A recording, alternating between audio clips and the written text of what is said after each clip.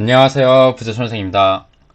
오늘은 3월 5일 서울시에서 중요한 보도자료가 나와서 소개해드릴까 합니다. 바로 역세권 활성화 사업에 대한 내용입니다. 이 보시면 주요 간선도로변까지 확대를 함으로써 컴팩트시티, 신호탄을 쏜다라는 내용입니다. 그리고 제가 발전하는 부동산 투자자라는 네이버 카페를 운영하고 있는데요. 제가 매일 부동산 공부를 하면서 찾은 자료들이나 공부한 것들을 올리고 있습니다. 그래서 무료이니까 관심 있는 사람들은 가입해 주시면 감사드리겠습니다. 그럼 영상 시청하기에 앞서 좋아요와 구독하기 부탁드리겠습니다. 그래서 오늘 아까 말씀드렸다시피 역세권 활성화 사업에 대한 내용이라고 했잖아요. 그래서 사실 이게 많은 사람들이 헷갈리실 것 같긴 해요. 왜냐면 제가 처음 공부할 때 많이 헷갈렸던 부분이거든요. 서울시에 역세권 사업은 총 4가지가 있어요. 4개가 있습니다. 그래서 역세권 활성화 사업이랑 역세권 장기 전세 주택은 엄연히 다른 사업인데 이걸 동일한 사업이라고 생각하시는 분들이 있더라고요. 그럼 첫 번째는 역세권 사업에서 첫 번째는 역세권 활성화 사업, 오늘 다룰 사업입니다. 그리고 역세권 복합개발 사업, 세 번째 역세권 청년주택, 지금은 청년 안심주택으로 바뀌었습니다. 그리고 역세권 장기전세 주택, 이렇게 4가지가 있습니다. 총 4가지가 있고요. 오늘은 여기서 역세권 활성화 사업에 대해 살펴보도록 하겠습니다. 참고로 이 4가지에 대해서 조금 차이점 아시고 싶은 분들을 위해서 제가 자료를 준비했습니다. 여기 23년도 1월에 동대문구청에서 나온 자료입니다. 서울시 역세권 사업 설명 자료인데요. 여기 잘 정리가 되어 있더라고요. 제가 네이버 카페로 올려놨거든요. 그래서 참고해 주시면 될 것 같고, 여기 보시면 여기 목적과 범위가 다름을 알 수 있습니다. 그래서 여기서 좀 주의해야 될 상황은, 이게 23년도 1월에 나왔거든요. 그래서 그 이후에 변경된 건은 반영을 하고 있지 못합니다. 그래서 예를 들어서 역세권 활성화 사업 목적이 뭔가요? 아까도 말씀드렸듯이 역세권 복합개발 컴팩트 시티 조성입니다. 그리고 여기 역세권의 범위를 승강장에서 반경 250m 이내라고 되어 있죠. 근데 참고로 이게 23년도 8월에 개정이 됐거든요. 그래서 도심지나 강력중심지, 지역중심지 아니면 2개 이상의 노선의 한 승역에 대해서는 이게 350m로 바뀌었습니다. 350m 반경 내에. 하지만 이제 지구중심지나 비중심지 같은 경우는 이제 250m 그대로 동일하고요. 이러한 것처럼 조금 그 23년 1월 이후에 개정된 것들은 내용을 반영하고 있지 못하니 정확한 내용은 이제 규정을 참고해 주셔야 되고, 여기서는 차별점, 이 4개 사업의 차이점에 대해서 초점을 맞춰서 봐주시면 될 것 같습니다. 그래서 아까 말씀드렸다시피 여기는 컴팩트 시티고, 그리고 여기 역세권 복합개발은 역세권 준주거 지역에 여기 고밀 주거, 그러니까 주거에 초점이 맞춰져 있습니다. 그래서 여기도 역세권의 범위를 250m, 승강장으로부터 반경 250m로 되어 있고, 역세권 청년주택은 청년층 임대주택 공급이고, 승강장 경계로부터 350m 이내라고 나와 있고요.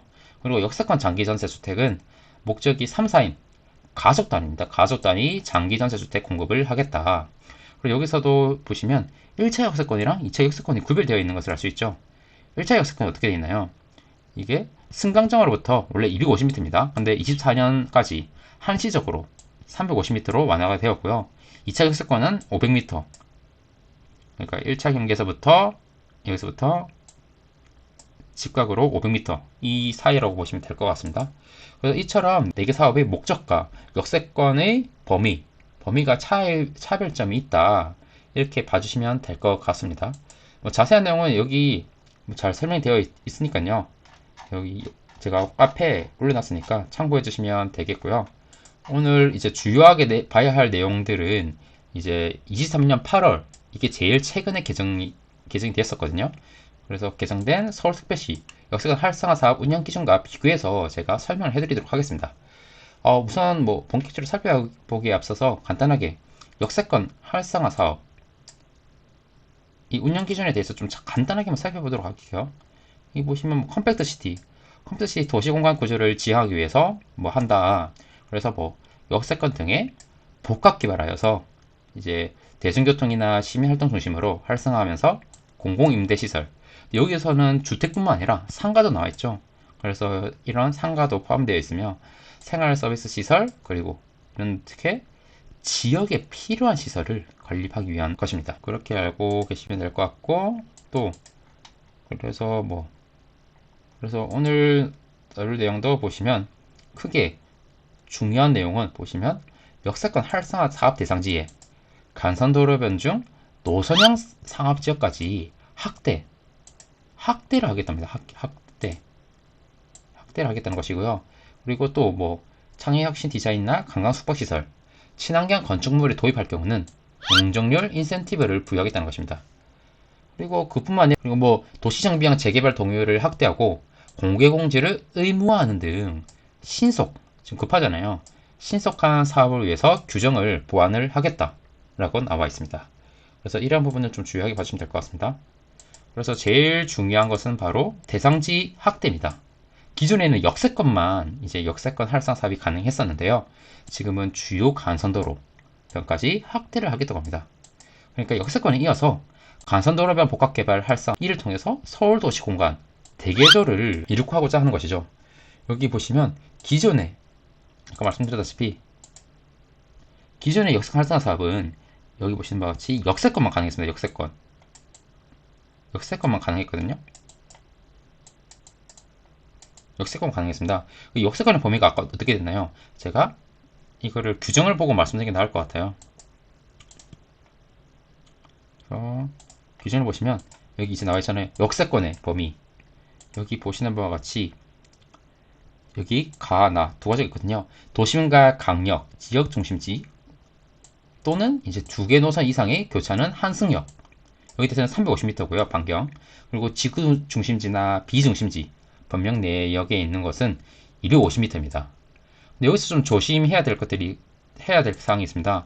여기 보시는 바와 같이 여기 범역 내역이라고 되어 있잖아요. 여기에 기준이 역과 사업 대상지 모두가 중심지 범역 내에 위치해 있어야 됩니다. 이 부분 좀 주의해 주시면 될 것 같고요.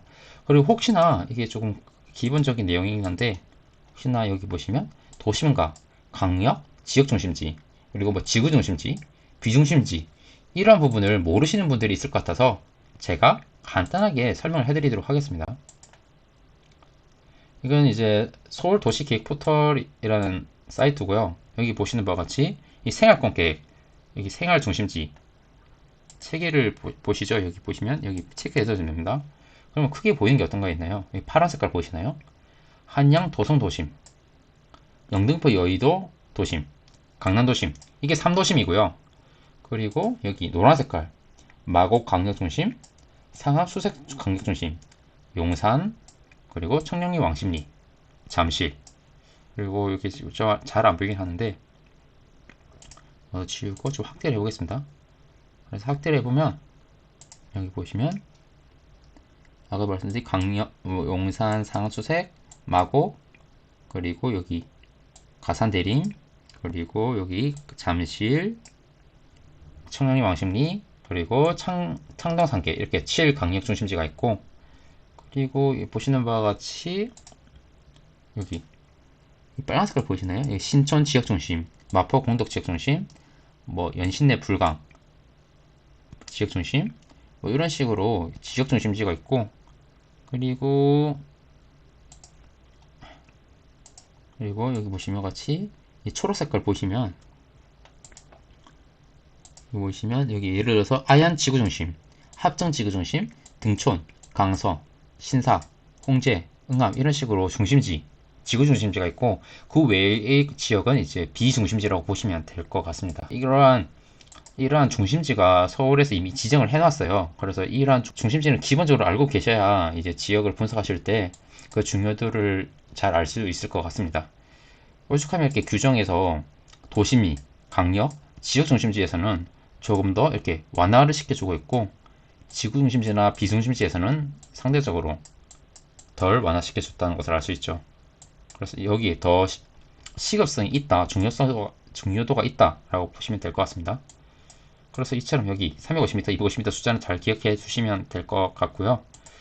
그래서 다시 돌아와서 기존에는 역세권 활성화 사업의 대상지가 이건 이제 도심이나 강역, 이제 지역 중심지 아니면 두 개 노선 이상의 한승지만 해당하는 경우인데 이렇게 350m 이내 부지의 용도지역을 상향해서 용적률을 높여주고 증가한 용적률의 50%를 공공기업마다 지역에 필요한 시설을 확충하는 사업이었습니다. 그래서 뭐 민간과 공공이 서로 윈윈할 수 있는 대표적인 사업이었죠. 근데 사실 이 부분이 23년 제가 8월 규정을 말씀드렸었는데요. 이게 23년 8월, 작년이니까 23년 8월이죠. 23년 8월.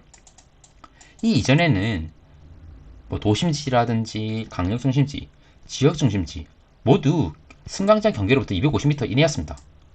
하지만 이제 이것을 23년 8월 지역 중심지 이상의 경우나 이제 한승역 같은 경우는 350m로 확대를 한번 했었거든요. 1차 확대를 했어요. 1차 확대. 근데 이제 이번에 2차 개정 또 확대를 하고자 하는 것이죠. 이처럼 이제 2차 계속 대상지를 확대해 갈 것입니다. 결국은 이거 또 3차가 나올 거예요. 분명히.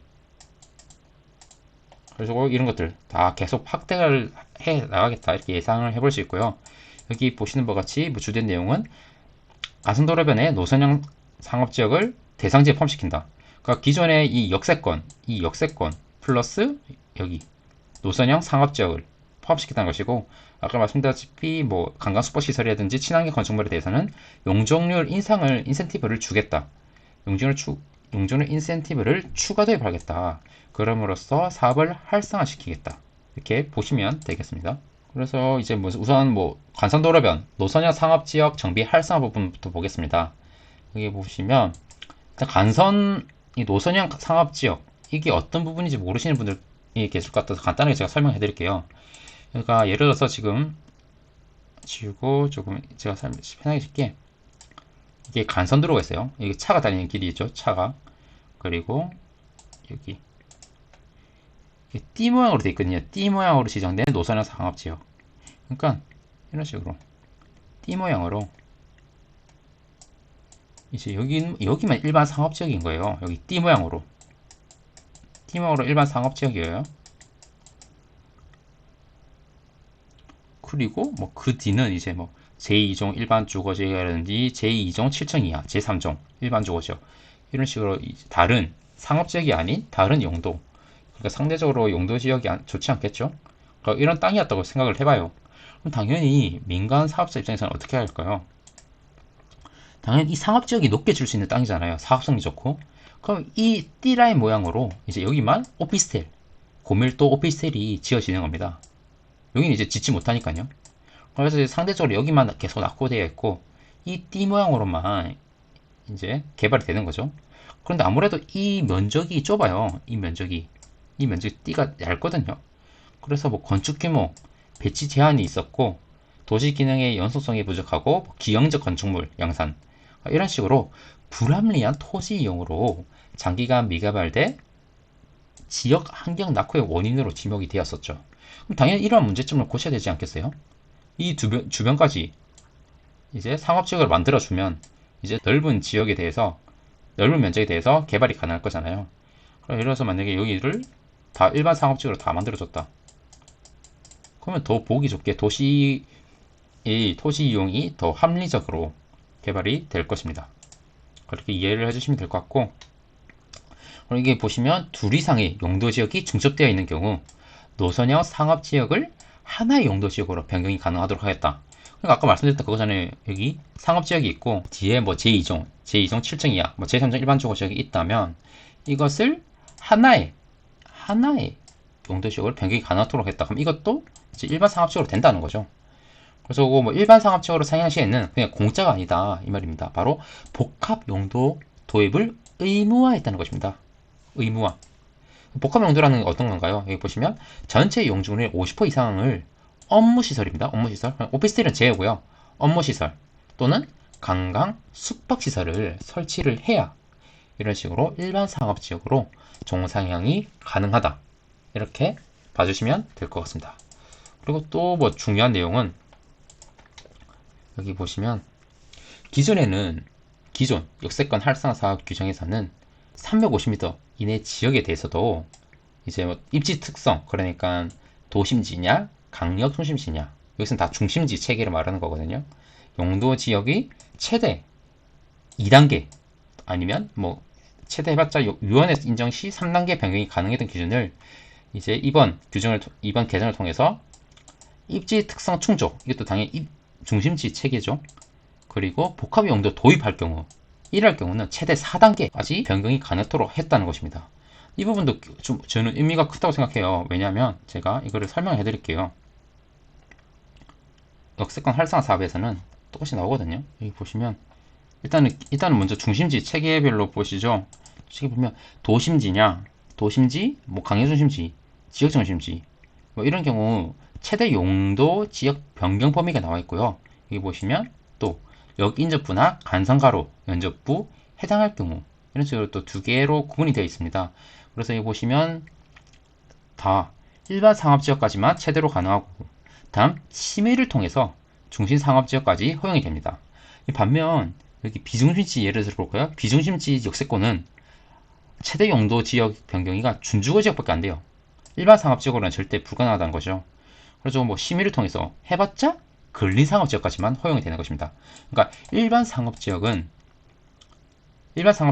이제 종상향은 불가능하다. 그러니까 비중심지에서는요. 당연히 우리가 투자할 때는 당연히 이런 곳들을 사는 게 낫겠죠.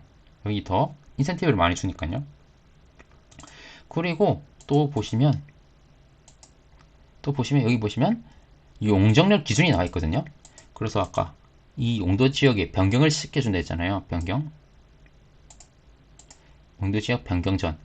여기서 보시면 뭐 제2종 일반 주거지역, 제2종 7층 이하 1단계 종상이 가능하고 최대 2회 종상이 가능하거든요. 여기 보시면 나와 있잖아요. 여기 용도 지역 변경 범위 이내에서 그래서 최대 2단계까지 위원회 심의를 통해서 변경이 가능하다. 단 3단계 상향의 당위성을 사업시행자가 제시하고 위원회에서 인정할 경우는 최대 3단계까지 변경 가능하다. 이것을 지금은 4단계까지 이제 변경 가능하도록 만들어 주겠다는 것이고, 여기 보시면 그러니까 이게 왜 의미가 있냐고 제가 말씀드리는 거냐면, 기존에 제2종 7층 이하나 제2종 일반 주거지역의 1단계, 제3종 가능했죠. 그리고 2단계, 이것을 보면 2단계고 제3종 일반으로 치면 1단계겠죠. 준주거지역으로 종상이 가능했고, 이거는 3단계까지 가능했습니다. 3단계 위원회에서 인정이 될 경우, 이거는 2단계죠. 2단계 했고 1단계. 그런데 여기 보시면 같이 여기 일반 상업지역, 여기에 제2종이 없죠. 제2종 일반 주거지역은 절대로 일반 상업지역으로 종상향이 되지 못했습니다. 2종은 고작 해봤자 근린 상업지역으로 종상이 가능했고요. 그리고 제3종이 이상이어야 일반 상업지역으로 종상이 가능했는데, 그러면 이제 지금 4단계까지 종상이 가능하다고 했잖아요. 그러면 이제 제2종 7층 이하도 일반 상업지역으로 종상향이 가능해지는 겁니다. 그럼 여기서 제가 어떤 것을 알아야 될까요? 그러니까 아까 말씀드렸다시피 기존에 띠 모양으로 일반 상업지역을 할게요. 여기는 간선도로가 있다고 쳐요. 간선도로가 있고 이 띠 모양으로 일반 상업지역이었어요. 그러니까 이 부분에 대해서 뒤에 있는 2종 7층 이하 일반 주거지역, 이 부분을 잘 봐야 되겠죠. 왜냐면 이제 여기도 종상향이 가능하잖아요. 일반 상업지역으로. 이것도 일반 상업지역으로 종상이 가능해지니까 이 뒤에 있는 주거지 측면에서는 이번 보도자료의 수혜라고 보시면 될 것 같습니다. 그렇게 보시면 될 것 같고요. 그래서 그런 말입니다. 여기 보시면, 그래서 제 생각에는 노선형 상업지역 이변 부위 제2종 7층 이하를 잘 보자 라고 저는 생각을 했습니다. 그래서 보시면 이걸 공짜로 해줬겠다는 당연히 아니죠. 여기 보시면 입지 특성이니까 도심지, 강력 중심지, 적어도 지역 중심지 이상이어야 될 거예요. 그리고 복합 용도를 도입을 해야 됩니다. 그래야 최대 4단계까지 가능하고 모든 것이 다 가능한 건 아니죠. 그리고 다음으로는 이제 보시면 용적률 인센티브 관련 부분입니다. 여기서 첫 번째는 바로 창의 혁신 디자인, 관광 숙박시설, 친환경 건축물을 적극적으로 유도하기 위해서 용적률 인센티브 항목을 추가 도입했습니다. 추가 도입했죠. 사실 그 전까지는 창의 혁신, 디자인 선정 및 특별건축구역 지정하에서 최대 110% 이내의 상한 영종료를 가산할 수 있는 규정이 있었습니다. 이게 어디 있었냐면요. 이게 다시 기존의 규정을 보시죠. 기준을 보시면 여기 나와 있네요. 바로 이 부분입니다. 그래서 뭐 도시건축 디자인 혁신 추진 계획에 따라서 장애 혁신 디자인 건축물을 유도하기 위해서 특별건축구역으로 지정으로 영중률 완화받는 경우에는 상한 영중률에 가산할 수 있었다. 라고 이렇게 나와 있습니다. 다른 규정이 없죠. 여기 보시면. 그런데 이제 여기에 이번 개정에서는 보시는 바와 같이 이 두 개가 생겼어요. 새로 추가. 여기 보시면 제가 이걸 뭐 계속 지난 영상을 보시는 분들은 안 되겠지만 이 용적률 인센티브가 다 기존에는 예를 들어서 A일 때만 가능했어요. 근데 지금은 기존 A 플러스 뭐 관광 숙박시설 보시면 숙박시설을 공급하기 위해서 뭐 명분은 뭐 외래 관광객 3천만 관광도시를 목표로 하기 때문이라고 나와 있네요. 그래서 노선형 상업지역 일대에 관광 숙박시설을 도입하는 경우 상한 영중률의 1.2배까지 추가 가능하다. 또 규정 만들었죠. 그리고 계속 이것들 계속 추가한 걸 만들어 갈 거예요. 그러니까 뭐 결국은 이걸 제가 계속 보편화되어 가는 과정이라고 말하는 것입니다. 그리고 뭐 보시면 뭐 제로 에너지 건축, 녹색 건축 인증, 진흥형 건축물에 도입할 경우에도 용적률을 추가로 가산할 수 있도록 했다. 이거는 허용 용적률의 15%입니다. 그래서 1번, 2번, 3번. 참고로 이 세 가지가 중첩이 가능합니다. 중첩이 가능한데 이 부분 뒤에서 제가 설명을 해드리도록 하겠습니다. 그러니까 상한 용적률에서 110% 추가로 하고 그리고 여기 보시면 상한 용적률의 1.2배 또 추가하고 여기 보시면 허용 용적률의 15%또 추가하고 기존에는 뭐 이 정도로 줄 수 있었는데 더 높게 줄 수 있게 되는 것입니다. 이 부분 제가 뒤에서 설명을 해드리도록 하겠습니다. 그리고 이와 더불어서 대상 요건을 재정비를 하겠다라고 나와 있습니다. 그래서 여기 보시면 도시정비형 재개발 사업의 대상지 선정이 나오는데요. 여기 보시면 또 기존 개정 전 그러니까 23년 8월 개정본입니다. 여기 보시면 기존에서도 역세권 활성화 사업 대상지는 아래 요건을 모두 충족시켜야 됩니다. 그러니까 AND 조건이죠. AND 모두 조건시켜야 돼요. 가나다. 그래서 뭐 도로 요건 뭐 2면 이상이 폭 4m 이상 도로에 접하면서 최소 한 면은 폭 8m 이상 도로에 접해 있어야 되고 그리고 면적 요건도 있습니다. 그래서 1500제곱미터 이상 10,000제곱미터 이하. 여기 보시면 다만 위 면적 요건 외 대상지는 대상지 선정을 위한 자문단 회의에서 인정받는 경우 사업 대상지로 할 수 있습니다.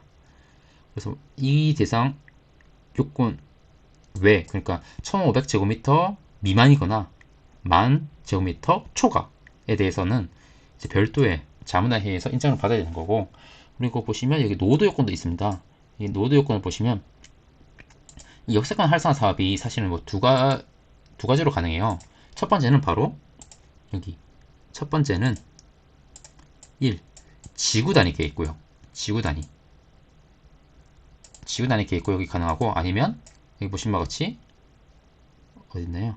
도시정비형 재개발 사업 지구 단위 계획으로 추진하는 경우도 있고 도시형 정비형 재개발 사업으로 추진하는 경우 이런 식으로 있는데 여기 각각의 노건수물 기준이 있습니다. 그래서 이건 사업 유형별로 봐야 돼요. 그래서 이렇게 봐주시면 될 것 같은데 여기 보시면 이제 도시정비형 재개발 사업 그러니까 이 부분이죠. 도시정비형 재개발 사업으로 추진하고자 하는 경우 여기 있죠. 도시정비형 재개발 사업을 추진하는 경우에는 여기 기존에는 이 조건이 없었거든요. 근데 이제 3만 제곱미터 상한 규정을 신설을 했습니다. 이 면적 요건이죠. 그러니까 기존 이 면적 요건이 1500제곱미터 이상 10,000제곱미터 이하라는 규정은 그대로 있고요. 도시정비형 재개발 사업 같은 경우는 3만 제곱미터라고 규정을 새로 만든 것입니다. 그리고 그 이외에 대해서는 자문단 회의를 만들겠다는 것입니다. 이면 조금 헷갈릴 수가 있는데 제가 뒤에서 다시 설명해 드리도록 하겠습니다. 그리고 대상 선정 신청 시 동의율도 50% 이상 확보하도록 했습니다. 이것도 기존 거를 보시면 그걸 동의율을 치시면 나오거든요. 동의 보면 기존에는 이 대상지 역세권 활성화 사업을 추진되기 위해서는 토지 면적의 3분의 2 이상 토지 소유자의 동의를 받아야 되고, 다만 도시정비한 재개발 사업 방식은 토지동 소유자의 30% 이상의 동의를 받아야 됩니다. 그러나 지금은 이것을 50% 이상 받아야 된다고 변경한 것이죠. 정비구역 지정 요건 중 최소 필지, 점유 이용, 신축 비율 이런 요건들을 또 추가했습니다. 어떻게 보면 더 확실한 곳만 이제 사업을 추진하고자 하는 것입니다. 그래서 뭐 무리한 구역 확대로 주민 동의율 저조, 이러면 모두가 다 같이 안 되는 거잖아요. 그래서 뭐 주민 갈등 이런 지연 요소를 최소화하겠다, 이렇게 보시면 될 것 같습니다. 그래서 뭐 그 밖에도 뭐 보행도시 공간 확보, 이게 모든 서울시 뭐 재개발 사업도 그렇고 다 지금 계속 강조를 하고 있는 것이죠. 그래서 여기 보시면 공개공지 조성을 의무화했다. 이게 녹지 공간을 조성을 위해서죠. 녹지 공간 조성을 위해서 공개공지 조성을 의무화, 이건 필수입니다. 필수. 이런 것들을 다 개정을 하고자 한다. 그래서 보시면 기존에 뭐 지하철역 주변으로 개발하여 직주근접 컴팩터 시티를 실현하는 사업인데, 이것을 노선형 상업지역 활용한 국제 업무 관광 인프라 조성을 하겠다. 그래서 글로벌 도시 경쟁력이 강화될 것으로 기대한다. 라고 이제 도시공간본부장님 말씀하셨네요. 자세한 부분 다 꼭 읽어보셔야 됩니다. 이 원본을. 뉴스 기사보다는 이렇게 원본을 읽어보시는 게 더 좋을 것 같아요. 그래서 뭐 아까 말씀드렸듯이 기존에는 최대 2단계, 위원회 인정 시 용도지역이 3단계까지 가능했었습니다. 그러니까 제2종 7층 이하는 일반 상업적으로 종상이 불가능했었는데, 지금은 이런 뭐 입지 특성 그리고 복합 용도 도입할 경우는 4단계까지 가능하다. 제2정도 이제 일반 상업지역으로 종상이 가능하다는 것이고, 기존의 용적률 완화 부분을 보시면 창의 혁신 도입 시 용적률 완화 조건만 있었거든요. 근데 이제 이뿐만 아니라 관광 숙박시설 도입 그리고 친환경 인증 시 용적률 완화 추가 항목을 만들었다는 것입니다. 그리고 뭐 녹지 조성도 뭐 관련 규정이 없었는데, 아까 말씀드렸다시피 모든 용도 건축물에서 공개 공지 등 의무화했다. 설치를 의무화했다. 보시면 될 것 같고, 뭐 그 밖에도 뭐 공공기여 시설도 있습니다. 여기 보시면 그전에 없었는데, 정책 결정권자의 정책 실현 등을 위해서 공공기여 계획에 우선 반영을 해야 된다. 이런 공공성도 계속 강조를 하고 있고요. 그리고 뭐 다른 분 다 그렇고, 지금 제일 중요한 게 사업 대상 확대죠. 사업 대상 확대. 기존에 역세권만 가능했었는데, 이 역세권 외 플러스죠. 그 외에 아니면 노선형 사업지역 포함하는 가로구역 전체 또는 일부라고 나와 있습니다. 그래서 여기 보시면 일반 상업 이내 하나의 용도 지역으로 변경이 가능하다. 그러니까 지역 중심지 이상, 광역, 도심지, 지역 중심지에 대해서는 일반 상업지역 상향 시 복합 용도 도입을 의무화할 경우는 일반 상업 이내 변경이 가능하고, 지구 중심지는 준주거 이내, 이것도 복합 용도 도입 시 근린 상업지역으로 상향이 가능합니다. 그리고 도시정비형 재개발 사업의 제도 개선 부분입니다. 여기는 아까 말씀드렸죠. 여기 보시면 기존에는 사업지 면적이 열사건 활성화 사업이 공통입니다. 이거는 1500제곱미터 이상, 10,000제곱미터 이하라고 나와 있고, 이 면적 요건 외의 대상지는 자문단 인정을 받아야 된다고 나오고 있었습니다. 근데 이거를 이제 도시정비형 재개발 사업을 추진하는 경우에서는 30,000제곱미터 이하, 그러니까 구역 면적 확대를 금지하겠다는 것이죠. 나와 있고, 그리고 그 외에는 이제 자문단 인정시 가능하다. 이건 동일합니다. 그리고 뭐 토지 등 소유자 동의권도 기존 30% 이상이었는데, 이거를 50% 이상 동의를 바꿈으로써 주민 동의율이 높은, 그러니까 주민들이 진짜 원하는 곳들만 빨리 추진하고자 하는 것을 알 수 있습니다. 그래서 여기서 이제 주요 부분 보시죠. 여기 가선도로변 노선형 상업지역 활성화 방안이라고 해서 이렇게 친절하게 다 나와 있습니다. 중심지, 노선형 상업지역 이게 다 나와 있거든요. 여기 이 분홍색 선이 다 나와 있어요. 이 부분을 제가 다 모르시잖아요. 이 부분을 지도만 보고, 이 부분을 같이 함께 살펴보도록 할게요. 면적은 무려 94만 9천 제곱미터라고 하네요. 그래서 이 부분을 같이 한번 살펴보도록 하겠습니다. 이것도 이거를 보시면 편하거든요. 잘 한번 갖다 지울게요. 제가 지금 최근 계속 이걸 제가 이제 마포구 쪽에 관심을 가지고 있다 보니까 제가 최근에 다녀온 곳들이 기억이 나더라고요. 여기 보이시죠? 이렇게 일단 첫 번째 바로 여기입니다. 이 마포공덕역에서 서울역까지 이어지는 이 길 D라인 보이죠? 분홍색깔 D라인. 여기 보시면 이 부분이 대표적이라고 볼 수 있습니다. 여기 보시면 여기는 일반 상업지역이지만 D모양은 일반 상업지역이거든요. 일반 상업지역인데 뒤쪽으로는 뭐 제2종 일반 주거지역, 제2종 7층 이하 이런 식으로 되어 있거든요. 그래서 이거 어떻게 되어 있냐 보면 보시겠습니다. 이걸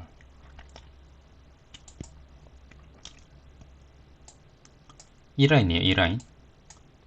마포 제가 이름이 기억이 안 나는데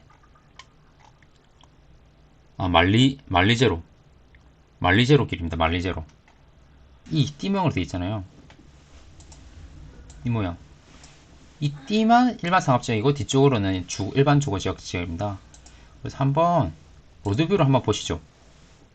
와닿으실 거예요. 여기 와닿으실 거. 그래서 여기 보시면 이 일반 상업지역으로는 오피스텔이 땅의 온도가 좋다 보니까 알아서 개발을 합니다. 민간업자들이. 근데 이 뒤쪽으로는 어떤가요? 이 뒤쪽으로 노화된 저층 빌라들이 있습니다. 여기도 마찬가지예요. 여기도 이 뒤쪽으로는 다 이런 식으로 빨간 벽돌. 참고로 여기 신동기획지입니다. 신동기획지고 이렇게 개발이 되어 있는데 이 상업지역에만 이런 식으로 와 고층 개발이 되어 있죠. 제가 이걸 최근에 임장 갔다 와서 아직 기억이 잘 나네요.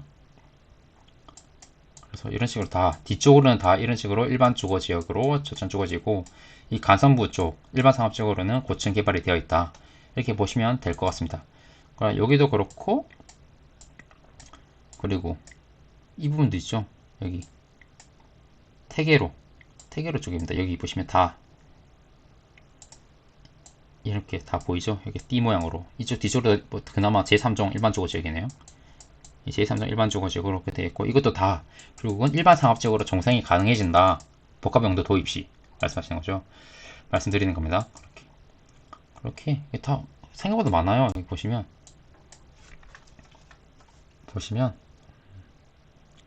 그렇고 태계로 쪽 다 그렇고 여기 신설동에서 밑으로 이 밑으로 여기 길도 그렇습니다. 왕십뉴턴 신설동역 일단 여기도 다 D 모양이죠. 거기도 그렇고 아까 말씀드렸던 여기 다 D 모양이라고 말씀드렸잖아요. 지금 다 D 모양이고 여기 태계로 쪽 여기 다 D 모양입니다. 그리고 여기 이문동 이거 여기서 또 제가 또 동대문 한번 판 적이 있어가지고 D 모양 보이시나요? 좀 확대를 해볼게요. 여기도 청량리역 강역중심지잖아요. 한번 살펴볼게요. 여기 노란색깔 강역중심지거든요.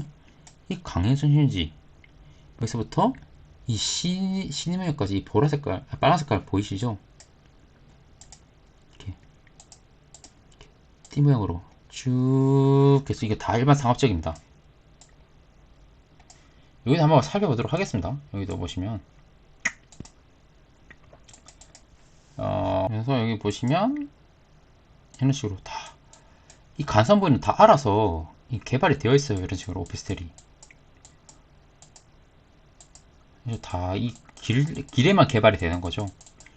뒤쪽으로는 땅의 용도가 좋지 못하다 보니까 뭐 저층 주거지로 그대로 남아 있고요. 그래서 다 이 길가에 다 이런 뭐 이런 모텔들도 많아요. 이런 것도 다 오피스텔 개발이 되는 겁니다. 이거 막 과거의 모습 보여요. 이런 식으로 기존에 이런 데다 저층이었거든요. 나름 이렇게 다 저층이었는데 이게 바로 최근에 다 이렇게 개발이 된 거죠. 그렇습니다. 그래서 뭐 이렇게 이쪽도 있고, 그리고 이제 강남으로 가볼까요? 강남으로 하면 또 여기가 많거든요. 여기 보시면 여기 신논현역 여기 다 보이죠? 여기 신논현역 다 띠 모양인데 여기 이거 다 띠 모양이고, 여기도 신사역 다 띠 모양입니다. 이게 띠 보이시죠? 여기 다 띠, 분홍 색깔 띠 모양 다 보이죠? 이쪽이 다 이 뒤쪽으로 일반 상업지역으로 종상이 가능해집니다. 여기 다 있습니다. 그리고 뭐 서남권에도 있어요. 서남권에도 보시면 여기도 마찬가지예요. 여기도 보시면 이 노들역, 이 노들역, 이 노들역에서 뭐 이렇게 쭉 이어지거든요. 이렇게. 그래서 이어지고, 여기 보시는 것 같이 이 부분, 여기 삼각형, 이 삼각형이 여기 있죠. 삼각형이 있고, 이게 당산역, 당산역까지 이어집니다.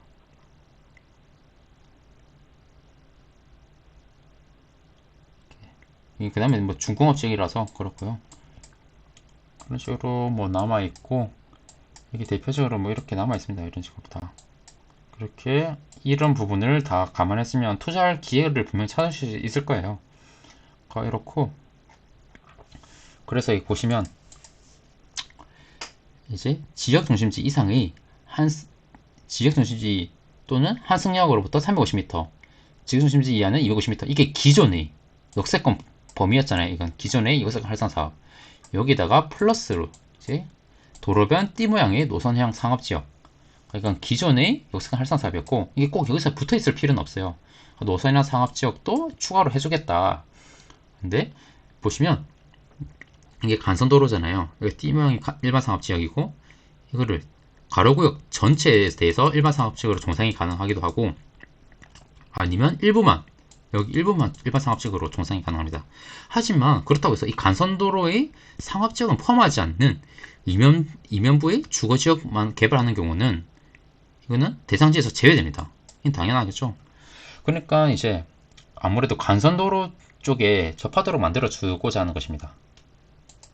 너무 뒤쪽이 개발이 안 되다 보니까 같이 사업을 하면 이제 동상향을 해주겠다, 이런 의미로 봐주시면 될 것 같습니다. 그래서 보시면 간선도로변 용도 지역 범위가 나와 있습니다.